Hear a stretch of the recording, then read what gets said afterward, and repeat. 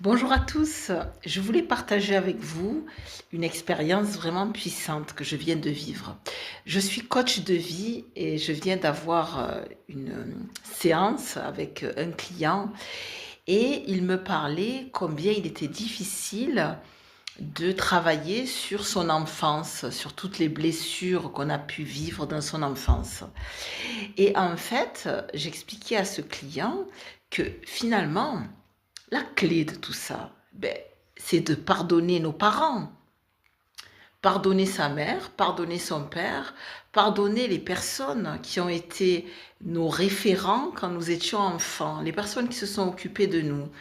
Parce que quand on est enfant, on a tendance à idéaliser ses parents. Mais en fait, j'expliquais à mon client, nos parents ne sont pas parfaits, nous ne sommes pas parfaits.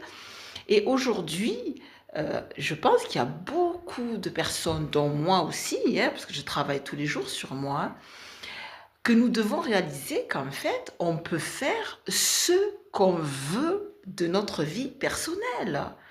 Il faut pardonner les autres et se pardonner soi-même, et qu'en fait, c'est nos problèmes, quoi, les gars.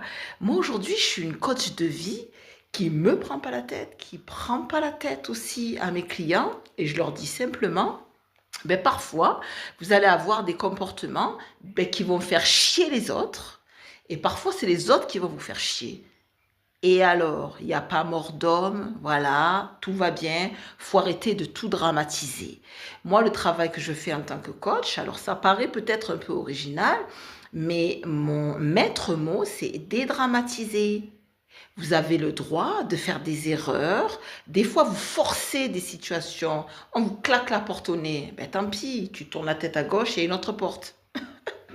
Enfin, des fois, c'est toi qui claques la porte au nez à l'autre et il a les nerfs contre toi. Oh, on n'est pas responsable des autres, on est responsable que de nous-mêmes. Donc, vis ton émotion. Tu es triste, sois triste, ça va pas durer 100 ans. Tu es en colère, sois en colère, ça va pas durer 100 ans, etc., etc.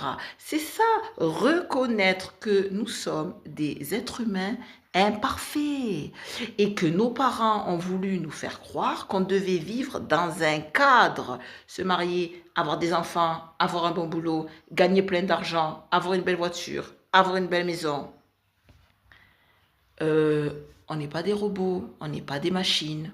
Chacun a le droit de vivre comme il l'entend.